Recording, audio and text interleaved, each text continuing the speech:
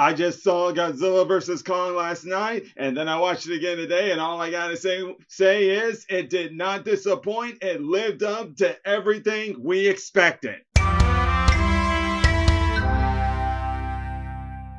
What's up, YouTubers of the world? MegaGeekMixer here to give you guys my non-spoiler review on Godzilla vs Kong. And like the title says, Godzilla vs Kong truly lives up to its name, as they are both the focus of this movie, but it is more focused on Kong than it is Godzilla. But I can assure you, no matter who was the more bigger star in this role of this film, both guys got their time to shine. Both of them got even amounts of screen time. Kong more than Godzilla, but it still didn't change the fact that whenever Godzilla was in the picture, it did not hesitate to give him moments to shine just as much as it gave Kong moments to shine. And their action, their battle was better than the last movie, King of the Monsters. King of the Monsters had some good battles there. It's the problem with them always having the humans being right there and close to the battle that kind of gave people the problem. But this one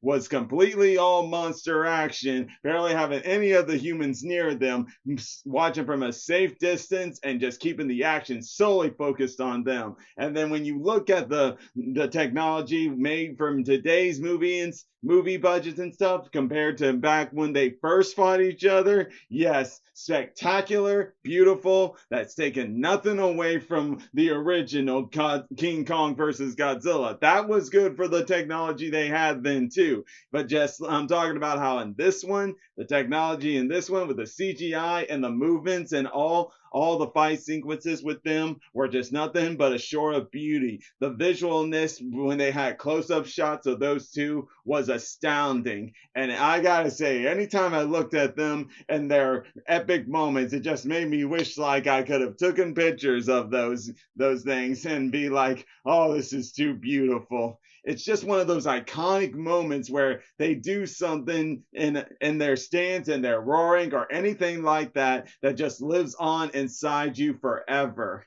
But now, having said that, though, like always, the human plot doesn't really do much for it. As a matter of fact, it's around, I don't know if, say, maybe the first act or at the beginning of the second act, or better yet, maybe I should just say, yeah, I guess I'll say beginning of the second act is where things started to kind of slow down a bit, and that I was getting a little bored, and eventually it popped back up for me. And if I'm to say which human character is the standout of this film, is the guy who played as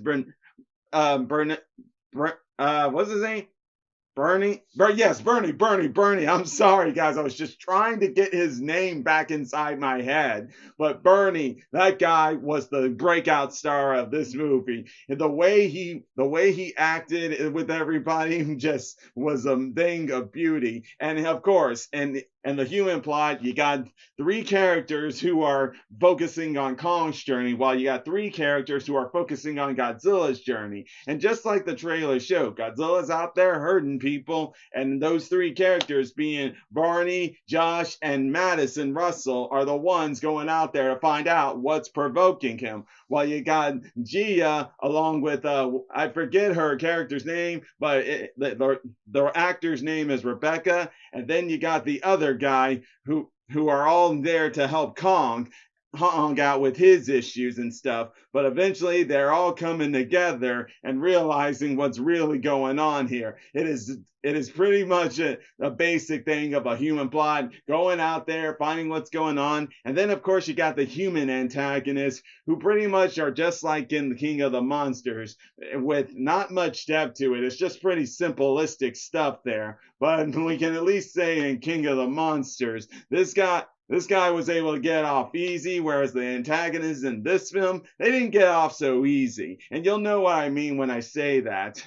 But I think another thing I also liked about this film was that, like I said, human plot wasn't all that good, but as the breakout star was Bernie, we also had great role by the girl who played Gia. Even though the girl can't talk and stuff, she did an amazing job. Her sign language and emotions whenever she was in her have her moment to shine. She really brought herself to it. And then their best actress, I'll give it to, is Madison, showing how much she's grown considering from King of the Monsters. She's made up her mind on Godzilla, and nothing will stop her from believing in that, and she really goes out of her way to find out what's going on out there. And that's what also led her to meeting with Bernie, and then her tagging along her friend Josh. And let me just tell you, the chemistry those guys have are just great, especially with Bernie and Madison. Those two just mix so well together, while you got Josh, who's the third wheel of it, and being like, what am I doing here? How can I fit in with these guys?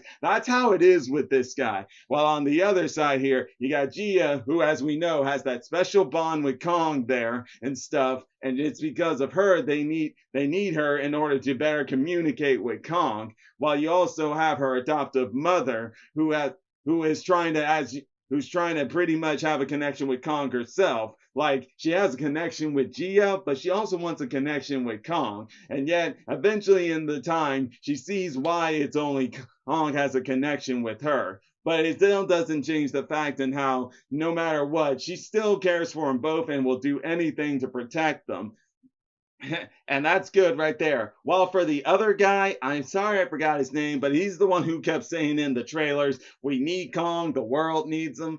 There wasn't really much to that guy. I mean, we find out his motivation into why he has his role, but other than that, he's just kind of there. So it doesn't really pick up on that in pretty much either. And then, of course, the one who plays as Madison's dad, he's pretty much just a cameo. He only shows up in a few cameo scenes and doesn't really have much to do on that end either.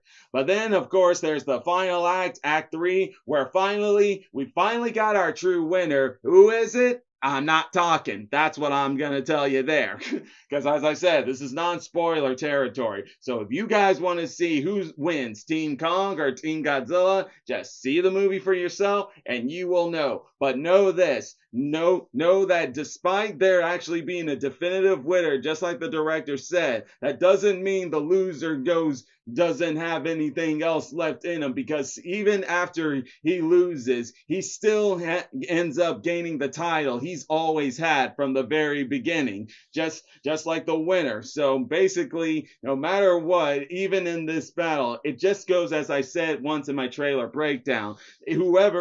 Despite whoever wins or whoever loses, in the end, they still get a positive outcome from it, that it makes them still come out stronger than ever. And that's basically what happens. Despite the winner and the loser, both of them came out positive than ever and having even better roles than before. And that's what really hits this film, especially with the main antagonist, who I'm pretty sure we all knew because it was pretty much already spoiled to us. But even though it was spoiled to us, I gotta say, it still lived up to the hype, and I gotta say the design on him was completely good, was completely awesome, and how they connected him with other stuff from references back in previous Godzilla movies was just phenomenal stuff right there, guys.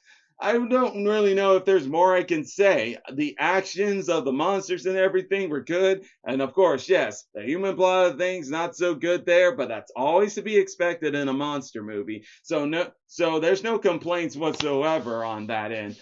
But if you're looking at it from a movie critic standpoint, I'll give it a 7.5 out of 10. While as a monster movie fan, I give it an 8 out of 10. But I'm going to just go ahead, leave it all at that, guys. And hey, if you enjoy my videos, all you got to do is click that like button, subscribe to the channel, the bell icon to be notified when I make more videos. And don't worry, I'll be having a spoiler discussion now later on today. And until then, MegaGeekMixer signing out. Bye!